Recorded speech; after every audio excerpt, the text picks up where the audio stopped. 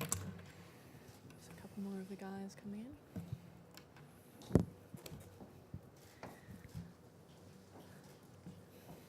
Well, Thomas, great to have you back here with us. Another day here at the Ryder Cup. Obviously, the guys have been out and played 18 holes. Give us a sense of just how everyone's feeling at the moment, and you've just come off from being out there yourself. No, they're good. It's a good place. There were a couple that dragging their feet in the end yesterday, and they were tired after, especially the guys travelling across the Atlantic. Were a bit felt like it was a long day yesterday, but we got the golf course done today. There's a good night's rest, and had a nice dinner last night, and they're all in a good place, and they're happy and smiles on their faces, and so yeah, we're pretty happy with everything. I have to say, you're out there and the weather's amazing, and fans are starting to come in. So some of those guys that haven't been in it before are starting to get a feel for what's ahead of them, and so that kind of anticipation is now coming into what it really is all about. So I feel they're in a good place. Excellent to hear. We'll open it straight up for questions then from the floor. Anyone? Yeah, just in the middle. I was about to say no, Mic none. 3. Okay, see you later. We're all done for the day. Thomas, as you look at making your pairings, what's the recipe for a good foursomes tandem? The recipe for a good foursomes player, you got to be a good golfer to start with. No, I mean, foursomes is a tough game. Foursomes is a game of being steady and being, it's a hard format in the sense that you're only hitting half of the shots. It's difficult to get that kind of get going, and so you're always a bit. So you got to be on top of your game, and you want to have steady players. You want to have people that knows how to keep their ball in play and just kind of never give anything away. There's so many different type of golfers in the game. There's guys that go out there, they're flamboyant, they play with a lot of, they hit it a little bit here, there, and everywhere, but they get it up and down. In foursomes, it's more the grinders, it's more the people that work hard on the golf course and don't give too many things away and grind it out. Those are the guys that make great foursomes players, but then you look at it and you look at, these 24 players. They're quite capable of going out to play foursomes. They're great players. They are, on their day, they all hit a lot of fairways and a lot of greens and hold putts. So, that's what makes a good foursomes player, but that's also what makes a good golfer. Just going to go mic 1, just here to the front. Thomas, we've heard a lot about the camaraderie and the jokes flying around between the players of WhatsApp groups. I just wondered whether Brexit might have come up at all, whether that's been a wind-up for some of the Englishmen involved. No. Okay. I think England and Scotland and Wales and Northern Ireland are part of Europe the last time I looked. So, yeah, no. Just go mic 3, just to the left there. Thomas, as we get closer to Friday, what becomes the more difficult aspect? Who to pair or who to sit? No, I would say they're equally difficult, but I think if you have an overall plan and everybody understands where they're going, for me, in my personal experience was always, if I knew what my plan was, then I was pretty happy with that, and that's what I went with. Then I didn't really bother if how many matches I was playing. Well, this is my plan for the week. I go with that, and if you're in a good place with that and with your players, well, then they'll go with that. Everybody understands that they can't all play 5, and most guys that come into Ryder Cup, they want to be out there. They want to be out on the golf course playing in matches, but they all understand that they got a role to play, and it's just identifying that role. And so it's not easy to mix and match a team. It never is, because as soon as you move one guy, a lot of different parts moves within the whole team. But that's what we're there to do. That's my job, and that's the 5 vice captains. That's what we do together, and then we find the best solution with the whole team. So you try and work those things out. But sitting guys out, that's part and parcel of the Ryder Cup, and that's what makes it great. if everybody played, it becomes a bit like, okay, well, everybody's getting out there. The build-up is not as much fun as it is in the Ryder Cup.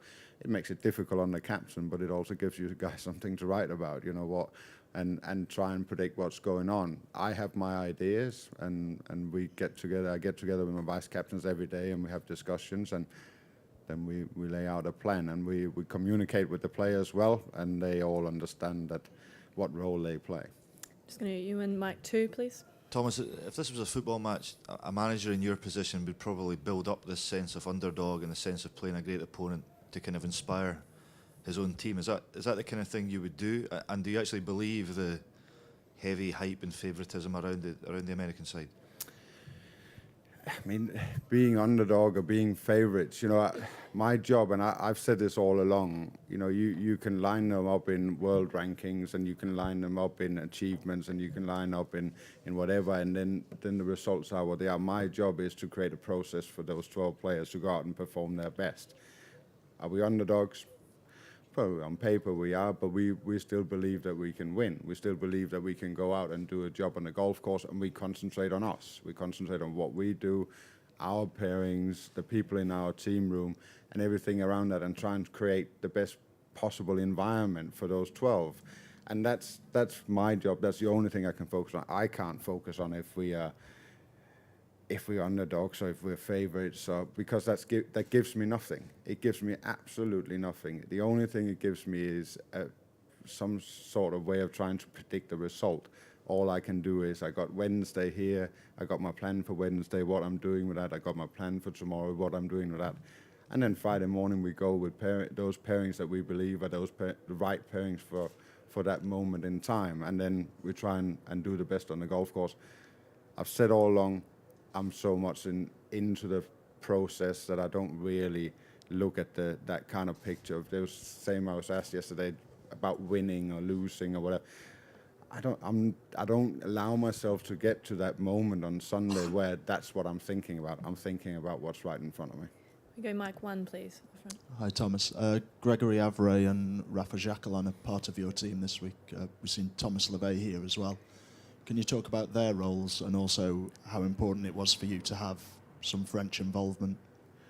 No, I mean, we're in France. You gotta respect the nation that you're in, and this country has great players. And when you take certain players that has had such long-standing careers on tour, they're very much part of what we are as a European tour, and it's hard to come across two nicer guys and two better people than Greg and Raf. And I wanted their involvement for two reasons. Yeah, they're French, and people know them. It's nice to be out on the golf course with them. A lot of the French fans recognize them and want to have a chat with them and get behind them being there. And second of all, because I really like them. They're really good friends of mine. I get on really well with them. I know they'll do a job for us. They'll give everything for those players in that team. So that's why they're there. They're great people to have around, and they understand their role. They understand when the players are doing their thing, they go and sit in the corner and have a nice glass of red wine, and that's what they do. And then they get involved when it's right. But they are so good at picking their moments to be involved. And all those 12 players in that team feel great about them. So that's why they're there. It's going Mike 4, David. Yeah, Thomas, putting aside the underdog thing, the world rankings show that this is the strongest group of 24 players ever assembled. I mean, does it have that feeling that this is going to be a bit special, we've moved up a notch? Yeah. Short and simple, yes. Are you getting that vibe from the players that they feel? The players, as a player, you go and, you don't think if you are 24th in the world or 18th in the world, you're playing well and you're in a good place in your career, because that's why you're here. So you go and try and do your best. They don't think about it in that way. I see them going out and do their own thing and concentrate on that. But the question is that, are we in for something special? Well, these are the two best teams world ranking-wise has been across from each other in this event. So it's all lined up to be something special, so it's for those 24 players to go out and show that. The surroundings, the golf course, the stands, the fans, all the build-up of being in this great city as well. I think that just adds on for it to be a really, really special occasion for the Ryder Cup and for the game of golf. And for me and Jim, that's a wonderful place to be and a great thing to be a part of. Just going to go Mike 2, Martin. Thomas, when Rory was in this morning, he talked about 2 years ago him and Thomas Pieters hadn't played together in practice and they were effectively thrown together after the 4-0 loss in the opening session. How important is that opening session to be able to stick to a game plan that you have? Yeah, I think it is. I think it's, you build your whole mind up about that first day and how you see that evolving, and you obviously have a plan for Saturday, but that can change from where you are. But so that day is important. So you don't want to fall behind and see your whole plan that you've laid out falling apart in that first session, and that's what it did for Darren. It's not easy as a captain. I would dread being 4-0 down after Friday's morning session, but I think any captain would do that. That's not a great place to be. So, that then you can't anything but second guess yourself if you're in that situation. But, in the end, players have to go out on the golf course and play their golf and do the things that they need to do on the golf course. And that's not always on the captain, it's always sometimes on the players, and that was an unfortunate start for us last time. And hopefully we're not in that situation on Friday. Staying on Mike 2, Alistair. We had John Raman this morning who's very excited. Is there a danger of being too excited? Do you try and temper that, or do you just let him get on with it? No, you can't be too excited about this. Oh, he is. No, he's not too excited. He's excited, but he's not too excited. So there's no danger of... No, John wants to be on the golf course. Remember where he's from.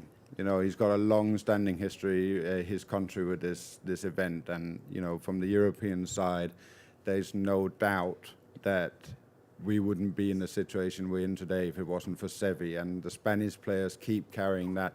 And with Ollie coming behind him and Sergio, he's now seeing himself as that next person in line to carry that on. So that's, I would say if I have had that from my country and in my career, those people to look up to for my country and having the possibility to be the next one in line, I'll be pretty excited about it as well. And, John, you all write about golf, you all see golf, out there. We can all see what an exciting prospect he is as a golfer. And why shouldn't you be excited about this? He's looked forward to it for so long. I'm going to go Mike 3, just to the left. Thomas, I'm just wondering, you've seen it from both sides. What do you think the home field is worth? I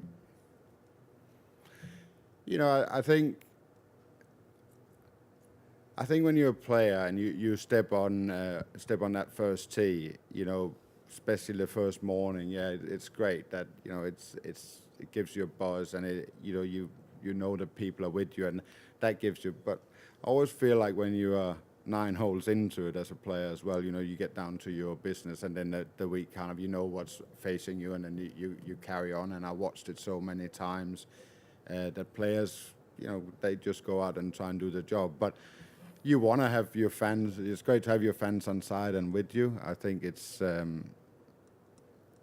just a buzz that you can't describe.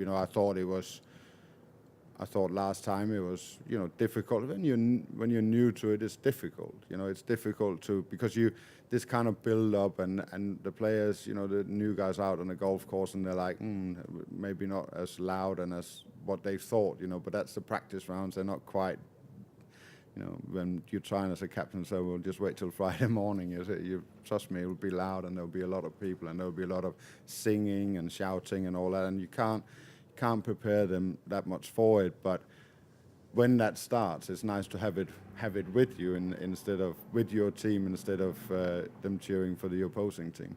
Just going to go Mike 1, Derek.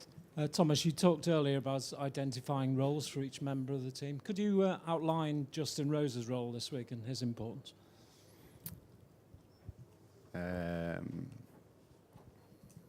Could I outline Justin Rose's role? Well, I mean, I got an internal role for Justin Rose that I'm not going to share with you, but I got Justin Rose, obviously with the stature he has in the game and where he's come from and gone to, he carries a lot of weight on his shoulders, but that's what you expect from the world number 2 and a FedEx Cup champion and an Olympic champion, that you go out and you impose yourself on that team. Now, Justin will do that, and him and I have sat down and identified what his role is and how he does that, which I'm not going to share with anyone, but that's, we have had that conversation. Justin knows his position within the team and how he does that. And that's, let's leave it there. Mike 4, please, in the middle. Henrik had an odd year just with injury and trying to build momentum in his game. What do you see in his game right now, and what's the biggest thing he can bring to this team?